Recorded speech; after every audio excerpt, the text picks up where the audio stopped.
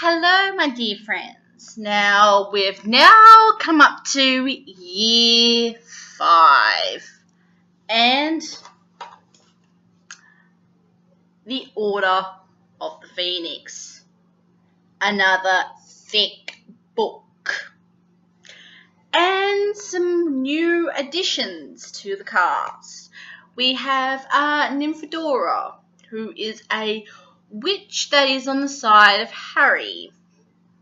We, of course, have Professor Umbridge, who is a bit of a stickler for the rules.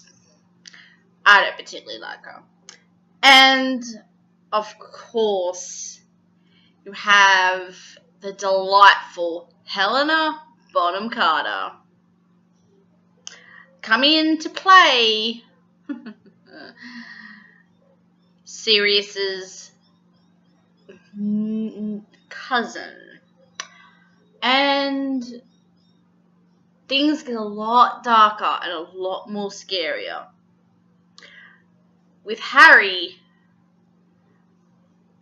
it is year 5. Now, we start this particular entry with a attack from a Dementor. Now, Dementors we saw in The Prisoner of Azkaban, they have now been, we assume, recruited by he who must not be named, Voldemort. We assume. It's not a definite thing, but we assume.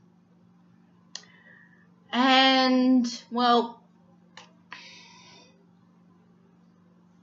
it causes problems for Harry.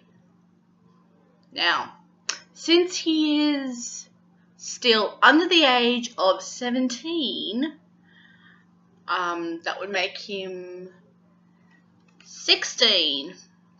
He cannot do magic outside of Hogwarts. He's a year away from that.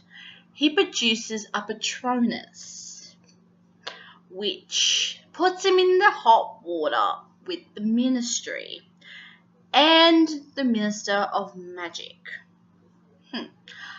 Dumbledore, well, basically he steps in and goes, well, it's true. And basically it escalates from there. We do meet a whole new bunch of people in the Order of the Phoenix, which is a company that Dumbledore put together 16 years prior to the start to the story, who were a bunch of witches and wizards wanting to band together to get rid of Voldemort the first time. And most of that particular group has sadly no longer with us, including Harry's own parents and Neville's parents. Yes, the Longbottoms were part of it. And Dumbledore, Sirius, the Weasleys, Peter Pettigrew, who we do know now was a double agent, along with Sirius Black, was also a double agent. And Mad-Eye and Lupin and Nymphadora, who is that new witch I was telling you about.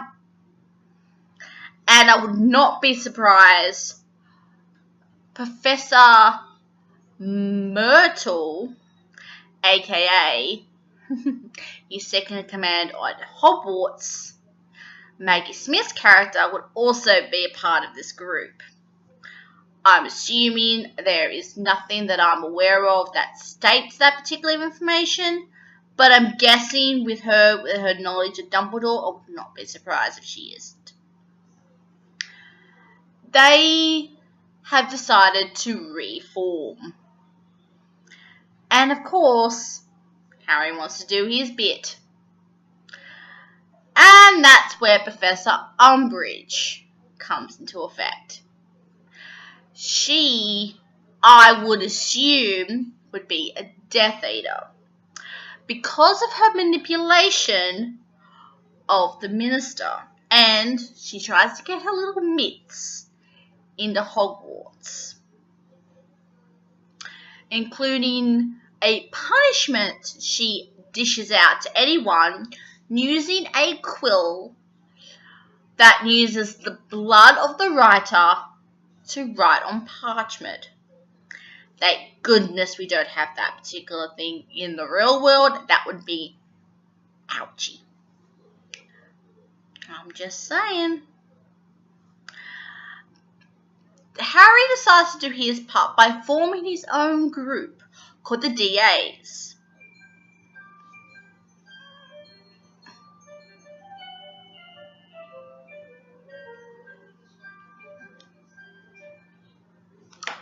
My DVD was just going on. Called the DAs, or Dumbledore's Army. Yes, I have the DVD still sitting in there. Dumbledore's Army. Now, automatically we assume Harry, Ron, Hermione, Neville makes an appearance. So does the Weasley twins, Jenny Weasley, Chang, or Chung, it's probably Chong, who was the girlfriend of Cedric Diggory, who we met in last year, and is also Voldemort's first victim in the form of Ralph Fiennes, which kicks off this whole thing because he starts getting flashbacks. We assume flashbacks to that particular instant, and it happens constantly. But after the first attack, Dumbledore asks Snape to start doing some training with Harry to try and penetrate his mind, because Tom Riddle, aka Voldemort, has used some type of link, we assume with the scar, to penetrate Harry's mind. So we do see a little bit of the history of Snape, which is really interesting to see.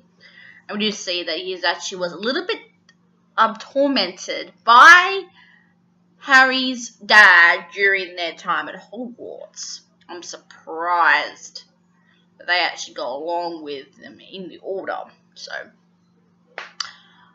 and of course, Voldemort does a big breakout now of Azkaban, which allows, yes, a lot of his followers to come out, including Helena's character.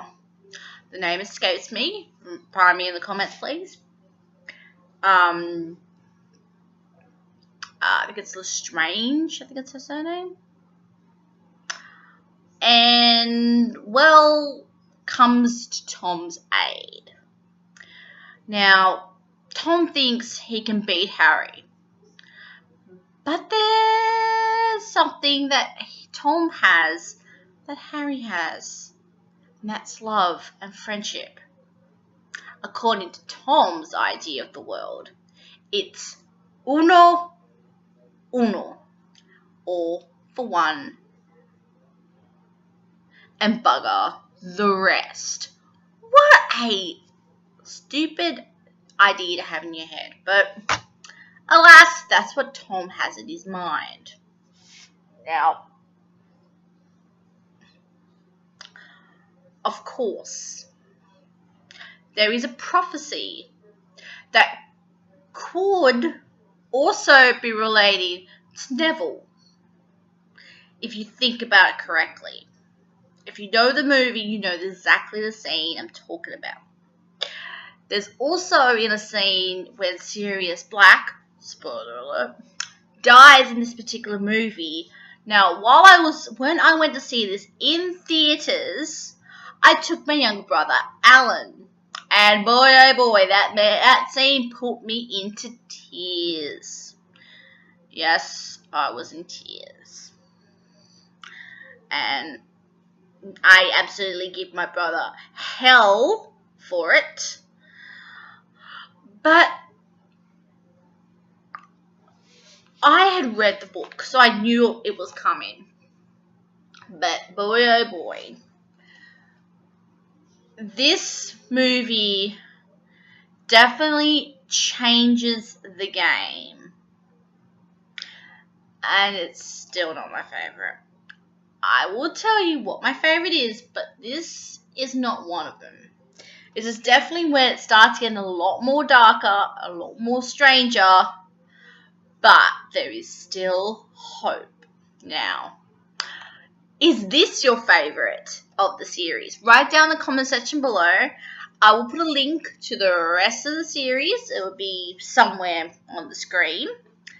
And I did get my first comment for my previous video, and I'm really happy. Thank you very much for putting that comment, and I shall see you very soon. And keep watching, keep reading, and I shall see you very, very soon. Ciao.